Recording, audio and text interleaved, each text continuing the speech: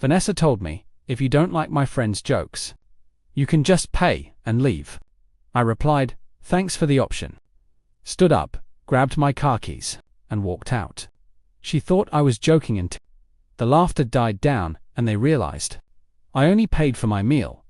I, a 29-year-old guy, just walked out of what was supposed to be a celebration dinner with my girlfriend of 3 years, Veneesha Arshabar. Now I'm sitting in my car, trying to process everything that just went down. Veneesha gave me the perfect out, and I took it. Quick backstory. I met Veneesha at a housewarming party. She was funny, ambitious, and worked as a marketing coordinator. We clicked instantly, moved in together after 18 months. And things were good, except for one thing: her friends. Her main group consists of Meredith 29, Jasmine Arshabar, and Bianca Arshati, and they've always been intense. But recently, they've been even worse. They constantly make jokes about me, my job as an electrician, my hobby, restoring old motorcycles, even my clothes. At first, I brushed it off, thinking it was just harmless fun. Veneesha would laugh along but tell me privately she didn't mean it. Tonight was supposed to be a celebration for Veneesha's promotion to senior marketing coordinator.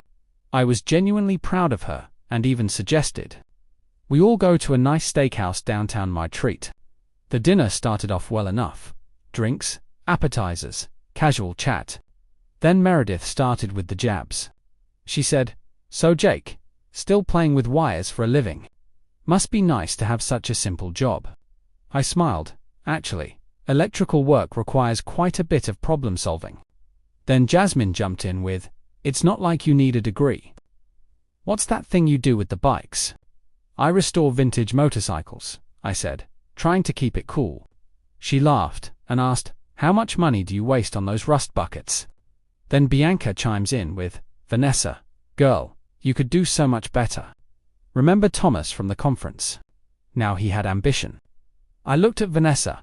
She was smiling and shaking her head like, "Oh, you guys," but not standing up for me.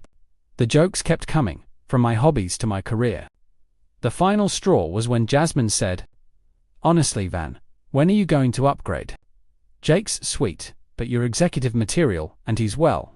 That was it. I set down my fork and said, "Veneesha, I'm not comfortable with this." She sighed and said, "Jake, they're just joking around." Bianca laughed. "What? Going to cry because we hurt your feelings?" I stayed calm, but it was clear to me this wasn't about jokes anymore. Then Veneesha, without a second thought, said, "Look, if you don't like my friend's rude jokes, you can just pay and leave." I stood up and said, "Thanks for the option," grabbed my wallet, paid for my meal, and left. As I walked out, Meredith started giggling.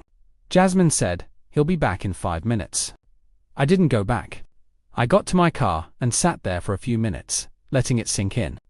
My phone blew up with texts, but I didn't respond.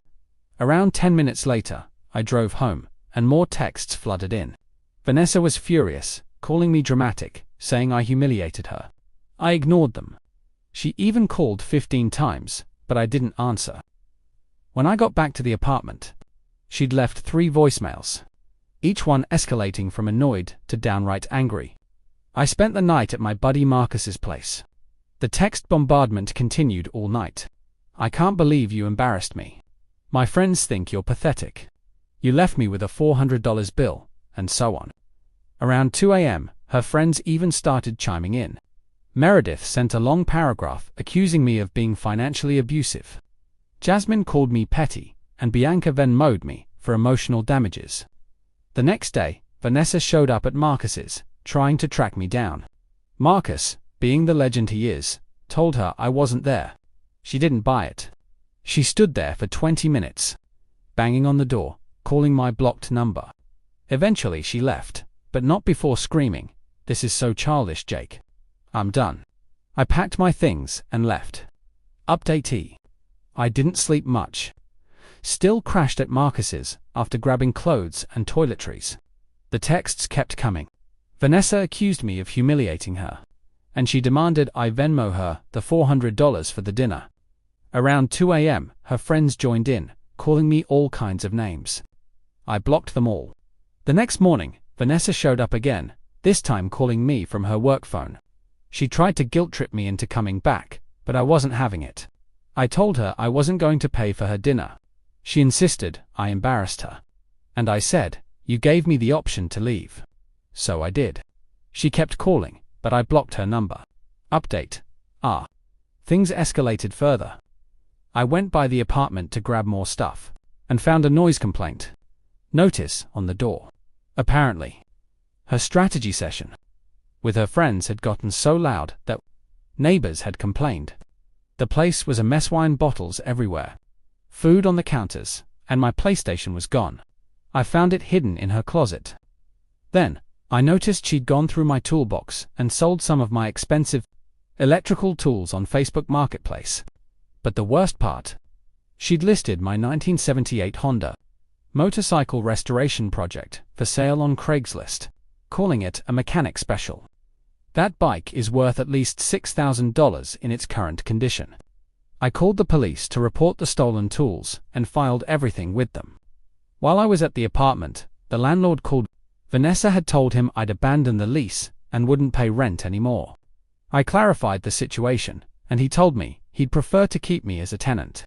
He even offered for me to take over the lease if I wanted. But I knew I had to get out. So, I moved out, took all my stuff that was mine before the relationship, and left everything we bought together. That evening, Veneesha came home to find me loading the last of my things into my truck. She asked, "What are you doing?" I said, "Moving my things to a safe location. Since you're selling them without my permission." She tried to argue, but I just told her, "I'm done. I'm not subsidizing your disrespect anymore." Meredith pulled up and immediately started in on me, calling me a loser. I just laughed. My ego's fine. My boundaries, on the other hand, are finally clear. As I was about to leave, Veneesha grabbed my arm and begged me to talk. I told her we were talking, and I was done. I left, feeling lighter than I had in years. Final update. The aftermath was just as messy. Veneesha tried to force me off the lease. But when I explained everything, the landlord was on my side. She eventually had to move back in with her parents. Her friends all started falling apart. Terrell dumped Bianca. Jasmine's boyfriend saw how entitled she was, and Meredith got fired for wasting work hours gossiping about people. I found a new place, closer to work, and cheaper. My bike restoration is almost done. I even got some side electrical work that's paying well. And as for Veneesha, she tried to text me one last time, apologizing for everything. I didn't respond. Marcus summed it up perfectly when he helped me move. "Bro, you didn't just dodge a bullet. You dodged a whole firing squad." I'm happier now. And sometimes, the best revenge isn't just refusing to let people walk all over you. They wanted me to pay. Well, now they're all paying, just not the way they expected.